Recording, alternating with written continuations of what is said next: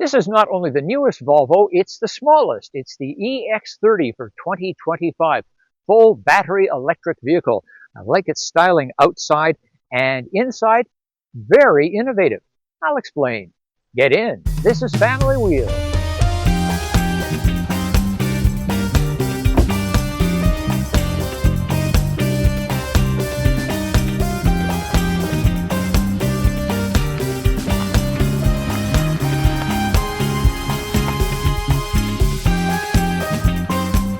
The EX30 would be unmistakably Volvo even if it didn't have the family resemblance to its larger EV siblings, the EX40 and EX90.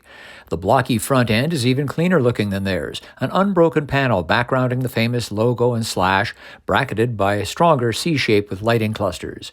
The look is repeated at the rear, smartly topped with new lights at the upper corners. The EX30 is 207 millimeters, or about 8 inches shorter than the EX40. But this is no pokey subcompact. The EX30 actually has more power than the 40. In either drivetrain specification of the EX30, you get a 69 kilowatt hour battery. And that's good enough for 268 horsepower for the single motor, 422 horsepower for the dual motor. That must be something to handle in a car this small.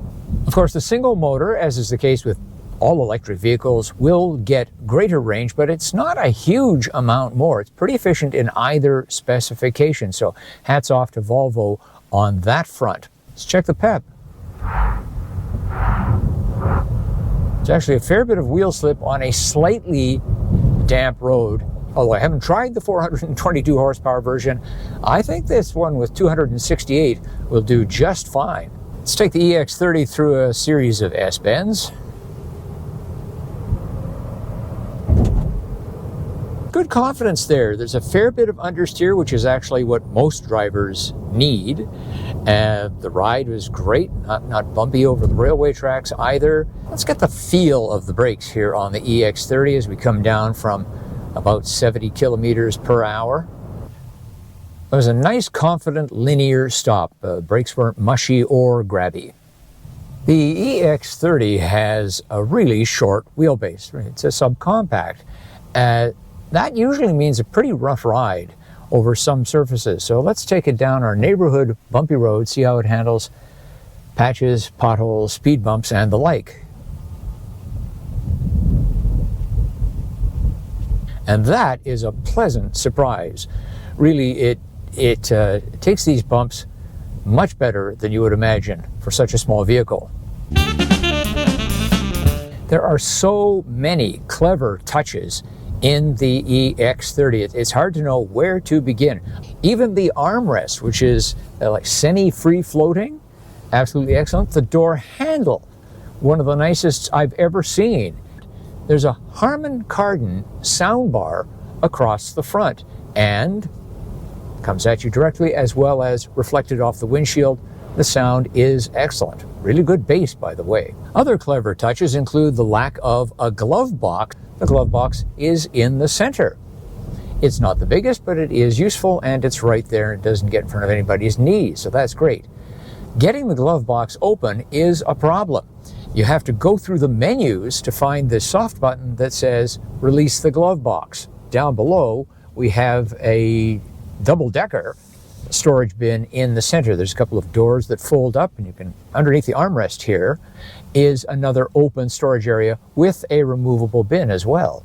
A couple more space saver ideas that I like. The cup holders are in a pop-out in the center underneath the armrest, and the window controls are right here at the front of the center armrest. In fact, it's so compact, you have to press a button to control the rear windows, to change the switches over from controlling the fronts to the rears. I love that Volvo has been leading the way in the get in and go type of vehicle. That's where you have the key in the pocket, you open the door, you get in, the car is ready to go. You don't press a start button.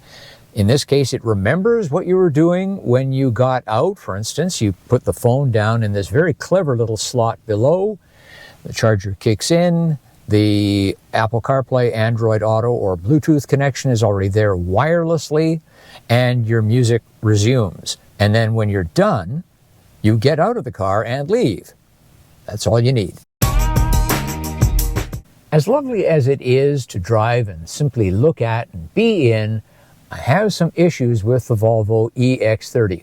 Quite a list. It breaks down into two categories: design and software. Doing things with software saves money in design. So there's not one single button on this screen. You have to dive through too much stuff to get where you want to in the system. Settings.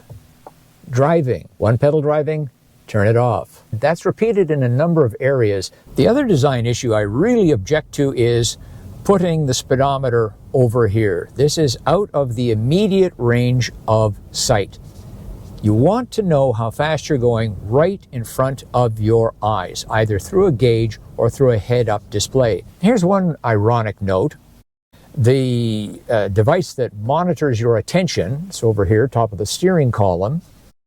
You look away too long and it bleeps, gives you a warning. Where's that warning? It's way over here, as is the display showing you vehicles around you. So you have to distract yourself in order to be reminded that you're driving distracted. While Get In and Go is a useful feature, getting into the EX30 was glitchy. Sometimes I could open the doors from the passenger side, sometimes not. And even the driver's door was occasionally slow to respond. And there are no buttons for doors or liftgate on the fob.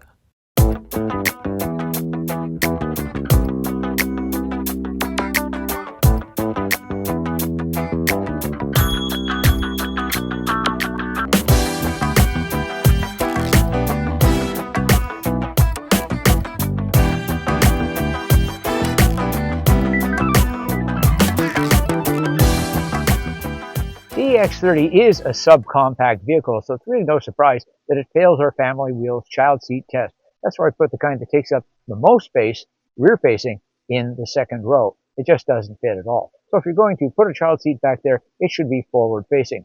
Up front, well, I'm 5 feet 11 inches tall, 180 centimeters, plenty of room for me. Here in the back, my knees just miss the seat pack in front of me, and my feet have just enough room underneath.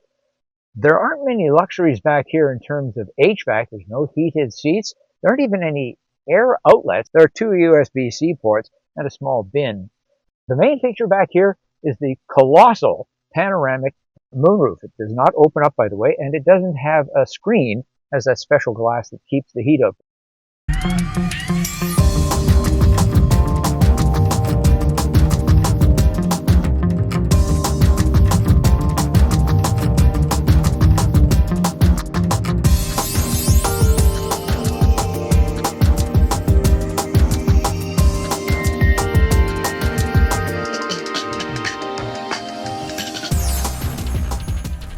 I'm very impressed with the Volvo EX30. There is a lot of innovation in this little car. But what do you think? Leave a comment. As always, thanks for watching, thanks for liking, and thanks for subscribing. I'm Richard Detman, and I'll see you next time on Family Wheels.